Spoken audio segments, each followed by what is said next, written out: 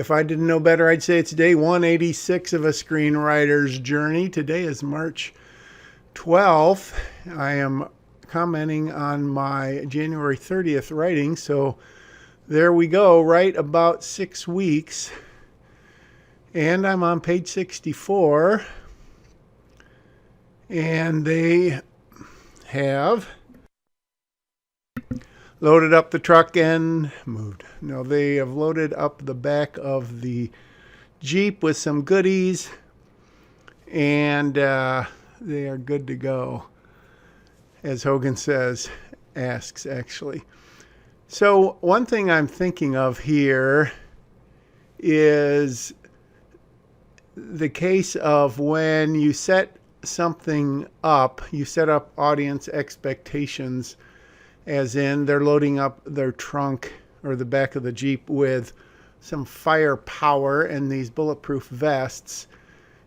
Would it be a complete disappointment if they never use them? Think about that for a minute. So you've sort of got false expectations, or you might call it a red herring. Made you call it that, a red herring? Got to turn this down just a tiny bit. So basically you've got different ways of, I feel like it's still too loud. I'm talking extra loud today. You can either show something setting up and then you can pay it off. You can not show the setup. They could allude to it and then it could still pay off. You could show the setup and not have it pay off. And I guess you could not show it and not have it pay off, which would be kind of pointless. So how upset is the audience? Think of your favorite movie and things that just seem to come out of the blue and you're like, oh, well, yeah, that doesn't make any sense. I think sometimes you can justify it. You can, what's the other synonym I'm looking for? You can make it such that people go, oh, okay, I understand where that came from. Or, yeah, that makes sense, without having to show it from A to Z because of something you've done or some even character trait or story element early on when you're either expecting surprises or you kind of see, oh, I see where this is going. And then when something gets paid off later, it gets paid off, but you don't necessarily show its specific setup, if that makes sense, and I'm sure it does. So in this case, it's sort of setting up to be a big firefight at the end, as you'll recall, because I know you've watched all of these. In the previous version, before the major rewrite, we ended up at that airport, and it wasn't really a battle. I mean, Hogan gets shot, Holly has gotten wounded earlier. Then of course Ace and Clyde get put down. And then some of the militia guys, bad guys, whatever. But it's not like, Apocalypse Now. It's not like Blood and Guts, Saving Private Ryan. Not quite to that extreme. So, and that's not what this story is. And so I'm, half tempted. And when I say half, I mean just maybe even less than half. Well, more than half tempted to really not pay this off, in the fact that it just becomes a shooting match and a shooting gallery, and just gets out of control, because to me that just takes away too much of what this is about, which is about a manipulating mother, so to speak, and this daughter. And then of course Holly, she's not really stuck in the middle.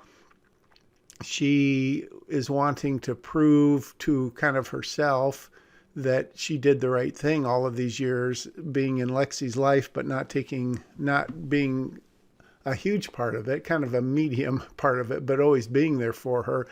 And then watching it unfold that, oh my gosh, I've screwed up and now I'm never going to see her again. And so what steps would she take? How far would she go? Which is sort of the initial idea of how far would this person go who's not the mother. We've seen Taken with Liam Neeson, who is literally the father. And so how far will he go? And we've seen the same thing with mothers. But have we seen the same? Well, we've seen some, to some extent, I guess, obviously professionals, they're trying to track down someone, track down a murder or a revenge thing or whatever. So by no means is this unique, but maybe the spin on it is a little bit different in that she is a professional, but she's developed this relationship with Lexi to some extent over the years. And now, even if it means losing her job, and will it, we haven't really spoken to that. The story hasn't. Paul has sort of warned her off here and there that, hey, this isn't a great idea. This isn't how you should be conducting yourself. But is this a fireable offense? I guess it depends how far she goes and how it turns out, obviously. I've asked the deputy U.S. Marshal about that a little bit, and she can't really speak to it specifically because this sort of thing isn't something that would typically happen. I guess if it did, it wouldn't be nearly as much fun.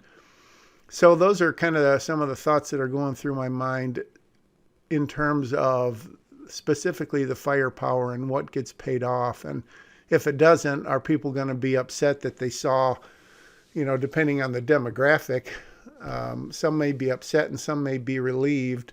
And I'm not talking from like an anti-gun standpoint. I'm talking more about the people who don't really like to see blood. It's not going to be guts, but blood and shooting and death versus those who do, versus, can you come up with a more clever, unique way of doing it?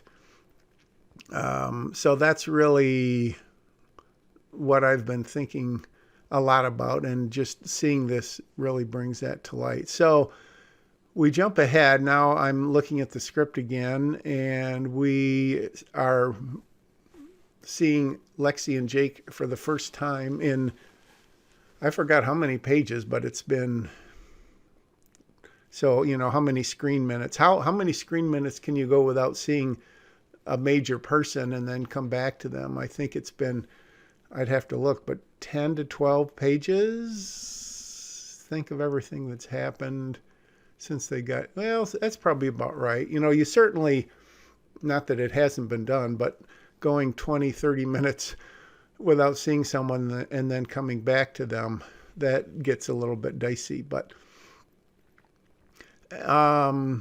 so I may have commented on this already. I feel like I have, but I know I haven't changed anything yet. So I think I'm going to wait on that, of when these two awaken from their unconsciousness, and, they're not really asleep and awake, it's regaining consciousness, which is a whole nother weird thing of, the difference between being asleep or being knocked out or unconscious or whatever. So let's just say they come to, they regain, again, it's not, it is regaining consciousness, I guess.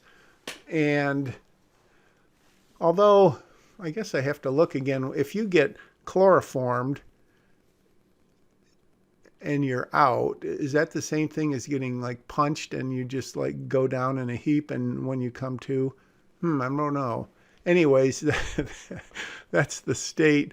And so what's the first thing that you do as this 21, 18-year-old kids, young adults, and they come back to, they're in a different place, they're lying next to each other, on top of each other on this couch. Do they try to escape? Do they grab their phones? Do they start beating on the doors and windows? And then, how does the dialogue go? And what I've been working on, and I don't think that was virgin writing. I literally haven't even seen what I've been writing. Um, but Lexi is really feeling guilty about all this, and that it was her fault, which I think would be natural, kind of an extension of her character to some extent, if I'm framing her right, which hopefully I am. Um, what is all of this stuff I'm getting rid of? I'm literally getting rid of 4, 5, 6 pages worth of stuff. That's crazy. Look at this. You can see I don't know how many pages I was at in the lower right hand, but now I'm 129, which obviously is, the script's not going to be anywhere near that long. So the other thing is, we've been away from them for several pages, but does that mean we come back and we spend 4, 5, 6 pages with them? In other words, that many minutes? But just the timing of it, you can't really come and go and come and go. And then again, has time passed since you left? Has no time passed? And pretty much this script has been linear in that we're not replaying a scene based on, we're not rewinding the clock and saying, well, this happened, this also happened. Like literally a split screen where you would see 1 or 2 or 3, 4, 5, 6 different things happening at the same time. So it's pretty much, it's 10 o'clock, and then at 10:01, here's the scene that happened. And then that scene ends at 10:03, and the next scene starts exactly after that. Or maybe a little time passes, but certainly we haven't gone back in time. And I know I discussed that before, and it was a riveting discussion. So my point was that Lexi and Jake are there, and yet in the same sequence, without really leaving them, we see Rachel come in, and so now she's putting on her first big act, kind of her second big act, in that, and again, I think of every line I write of hers with a mindset that she is this narcissistic psychopath. She is manipulative. And so she says, I thought I could trust them, meaning the two guys, just like I thought I could Holly. And Lexi is like, that's the first I've heard of that. And then literally, what are you saying? And then Rachel is trying to, she's not trying, she's feeding them a bunch of bull, and wants to further, not further, because she hasn't really started yet. She wants to get Lexi's sort of mindset farther and farther away from Holly being a good person who's looked after her. And so that line of Lexi's where she says he was part of some organized crime family, I tried to just compact information because we pretty much all know all that. And so for her to spend a page, regurgitating everything that she learned from Holly back on page 10 or 11 or 12 is ridiculous. So everything got reduced there. And the point there is that Rachel is, sort of listening, half listening, but I can just imagine her looking disgusted, shaking her head throughout. And Lexi's like, what's going on? And so Rachel starts all of this stuff, which, it's not to say it couldn't be true, what she's saying, or that it isn't true. There's nothing to indicate that it would be true, but, frankly, Lexi doesn't know that it couldn't be true. And is she in such an emotional state, psychological state, that she wouldn't eventually believe this? Would she probably wouldn't want to believe it, but could Rachel say something? Could circumstances be such that Lexi could be led to believe that, I don't think this is possibly true, but you never know. And so then, of course, Lexi comes out questioning and skeptical. So the challenge here is going to be, and I don't know, this is kind of virgin-ish writing, it looks like.